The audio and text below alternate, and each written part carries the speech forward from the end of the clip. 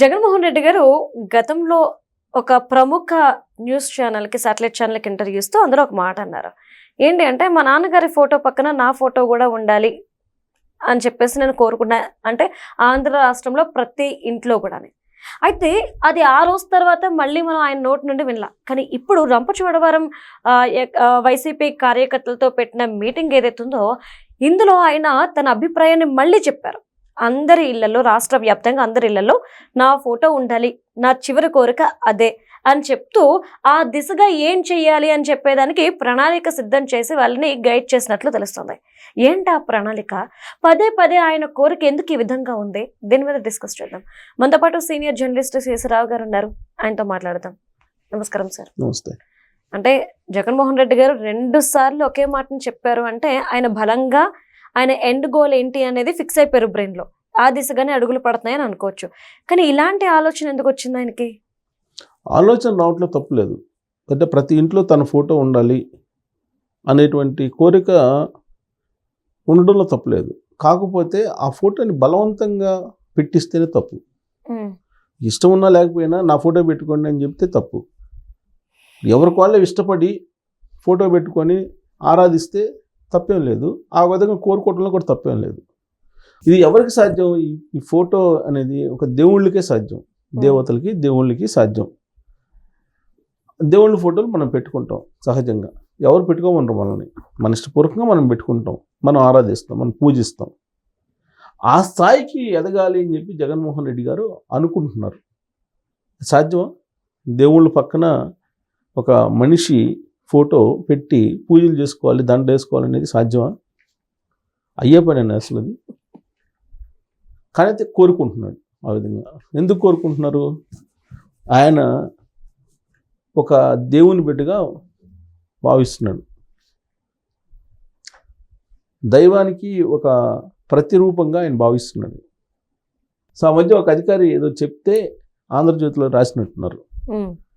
Midnight ఏదో ఆత్మలతోటి మాట్లాడతాను, అవి ఏం చెప్తే నేను అలా చేస్తానని చెప్పి ఏదో ఈయన చెప్పినట్టు మాటలని ఒక అధికారి రాధాకృష్ణ గారికి చెప్తే ఆయన ఏదో రాశాడు, ఒక కథనం రాశాడు. సో ఏదైనా కొంచెం అతీతంగా కనిపిస్తుంది ఆయనది, ఏదో జగన్మోహన్ రెడ్డి గారి యొక్క ఆలోచనలు. ఇప్పుడు ఇదే మాట ఇంతకుముందు కూడా చెప్పారు. 2019 ఎలక్షన్ ముందు కూడా ఇదే చెప్పారు. ఒక మంచి సీఎంగా నేను పేరు చేర్చుకుంటాను, ప్రతి ఇంట్లో నా ఫోటో ఉండేలాగా నేను పరిపాలిస్తానని చెప్పారు. అసలు ఆ విపరీతమైనటువంటి కోరిక ఏంటి అని, అసలు తన ఫోటో ఇంట్లో ఉండాలి అనేదే విపరీతమైనటువంటి కోరిక. ఎందుకు పెట్టుకుంటారు? సొంత ఇంట్లో సొంత తల్లిదండ్రులు చనిపోతేనే పెట్టుకోవట్లా. జగన్మోహన్ రెడ్డి గారి ఫోటో ఎందుకు పెట్టుకుంటారు? అంత ఆరాధన ఎందుకు చేసుకుంటారు? అంత ఆరాధ్య దైవంగా ఎందుకు భావిస్తారు? భావిస్తే వాళ్ళకి సంబంధించినటువంటి హార్డ్ కోర్ ఫ్యాన్స్ కొంతమంది ఉంటారు, వాళ్ళు భావించవచ్చు, తప్పులేదు, మనం ఏం తప్పట్టాల్సిన అవసరం లేదు. కాకపోతే ఈయనకి ఆ కోరిక ఉండడం అనేది, ఆ స్థాయికి ఎదగాలి అనుకోవడం అనేది సాధ్యమా? మానవులకైతే సాధ్యం కాదు నాకు తెలిసినంత వరకు. ఏదో దైవాలకి, దేవుళ్ళకి సాధ్యం అవుతుంది తప్పితే ఇవాళ దేవుళ్ళకి కూడా సాధ్యం కావట్లా. ఎందుకు సాధ్యం కావట్లేదు? క్రిస్టియన్ అయితే యేసుక్రీస్తుని పెట్టుకొని కొలుస్తూ ఉంటారు, హిందూ అయితేనేమో హిందూ దేవతలను పెట్టుకొని కొలుస్తుంటారు, ముస్లిం అయితేనేమో ముస్లిం సంబంధించినటువంటి ఏవో పెట్టుకొని వాళ్ళు ప్రార్థనలు చేసుకుంటుంటారు. మరి ఇన్ని వేరియేషన్స్ ఉన్నప్పుడు జగన్మోహన్ రెడ్డి గారి ఫోటో ఎందుకు పెట్టుకుంటారు? దేవుళ్ళ ఫోటోలు అందరూ పెట్టుకోవట్లా, అన్ని దేవుళ్ళ ఫోటోలు. సరే, ఆయన కోరిక ఉంది, కోరికని బలవంతంగా రుద్దారు అనేది 2019 నుంచి 2024 మధ్యలో మనం చూస్తే పరిపాలనని అర్థమవుతుంది. ఎందుకనంటే ల్యాండ్ టైటిలింగ్ యాక్ట్ అని ఒకటి పెట్టారు. అప్పట్లో పెట్టి పాస్ పుస్తకాలు అందరికి ఇచ్చేశారు. దాంట్లో జగన్మోహన్ రెడ్డి గారి ఫోటో పెట్టి ఇచ్చారు. జగన్మోహన్ రెడ్డి గారి ఫోటో ప్రతి ఇంటి డోర్కి అతికించాలని చెప్పి, అప్పుడు జగన్మోహన్ రెడ్డి గారి ఫోటో అతికిస్తేనే మీకు పెన్షన్ ఇస్తాను, లేదంటే ప్రభుత్వ పథకాలు ఇస్తారు, లేదంటే ఎవరు అని చెప్పి ప్రచారం చేశారు. ఆ విధంగా బలవంతంగా పెట్టిస్తే అది పెట్టుకున్నట్టు అవుతుందా? కాదు కదా. నేను రంపచోడవరం మీటింగ్ పెట్టాడు, నియోజకవర్గాలకు సంబంధించి ఏదో కొన్ని మీటింగ్లు పెట్టారు. మీటింగ్ పెడితే వాళ్ళకి ఇచ్చినటువంటి దిశానిర్దేశం ఇదే. జగన్మోహన్ రెడ్డి గారి ఇంట్లో ప్రతి ఇంట్లో ఫోటో పెట్టుకోవాలి అనేది. ఇప్పుడు ఇదే మేనిఫెస్టోలో పెడితే ప్రజలు అంగీకరిస్తారా? అసలు ఈ విపరీత ధోరణి అంటారు దీన్ని. ఇప్పుడు జగన్మోహన్ రెడ్డి గారి మానసికమైనటువంటి స్థితిని కొన్ని సందర్భాల్లో అనేక మంది మానసిక విశ్లేషకులు రకరకాలుగా చెప్పారు. సరే, నేనైతే డైరెక్ట్గా చూసినప్పుడు నాకు అలా అనిపించలేదు. వాస్తవంగా అయితే నేను డైరెక్ట్గా 2019 ఎలక్షన్ ముందు ఆయనతో ఇంటరాక్ట్ కావడం జరిగింది దాదాపు 1 అవర్. సో నాకైతే ఆయన తేడాగా అనిపించట్లేదు. కానీ కొంతమంది మానసిక విశ్లేషకులు చాలామంది కొంచెం తేడాగా ఉంటారు ఆలోచన అదంతా కూడా అని చెప్పారు. కొంతమంది కథనాలు కూడా రాశారు. ఆ తర్వాత కొంతమంది వైఎస్ఆర్ కాంగ్రెస్ పార్టీ నుంచి బయటకు వచ్చిన వాళ్ళు కూడా ఇలానే చెప్పారు.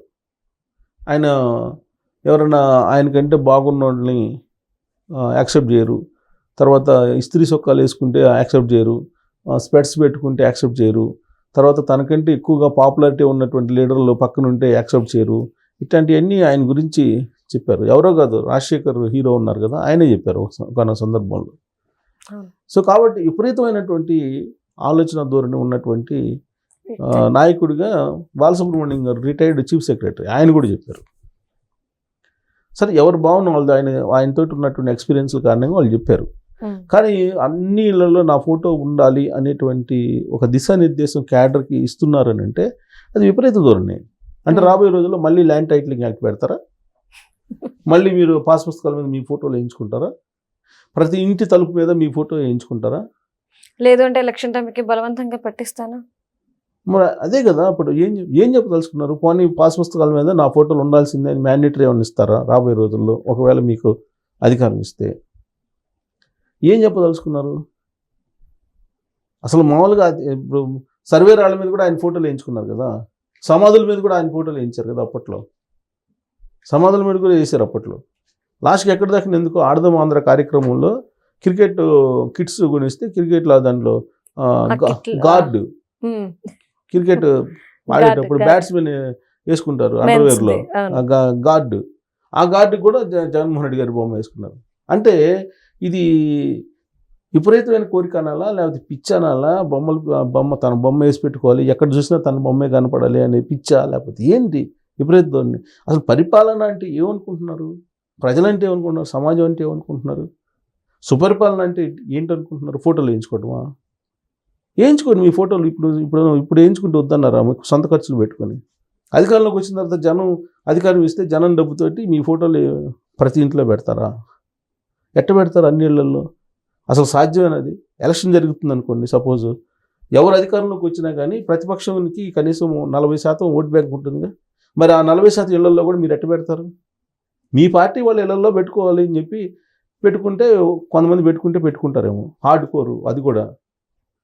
ఇప్పుడు ఈ 40% మంది ఇళ్లలో కూడా పెడితేనే మీరు రేపు ప్రభుత్వ పథకాలు ఇవ్వాలనుకుంటున్నారా? అసలు ఏం చెప్పదలుచుకున్నారు? ఆ రంపచోడవరం రివ్యూ మీటింగ్లో ఇది చెప్పారు. వాళ్ళని అడగాలి కదా, ఇది విపరీతమైనటువంటి కోరిక కదా, ఇది ఎలా సాధ్యం అని చెప్పి అడగాలి కదా ప్రాక్టికల్గా. సో ఇలాంటివన్నీ కూడా వింటుంటే కొద్దిగా న్యూట్రల్ పర్సన్స్కి, హార్డ్ కోర్కి ఆయన ఏం చెప్పినా ఆహా ఓహో అంటారు.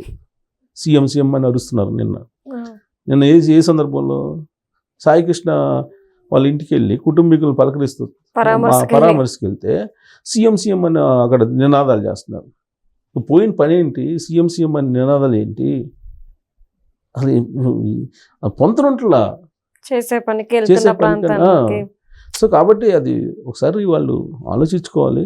మనం వాళ్ళకి చెప్పేంత కాదు, ఎందుకంటే వాళ్ళకి మీడియా ఉంది, వాళ్ళకి సలహాదారులు ఉన్నారు, వీళ్ళంతా ఉన్నారు. కానీ ఇది సమాజానికి మంచిది కాదు. సమాజం దృష్టిలో చెప్తున్నాను, సమాజానికి అంత మంచిది కాదు. ఇది ఆరోగ్యకరమైనటువంటి ఆలోచనలు అయితే కాదు. Thank you so much sir.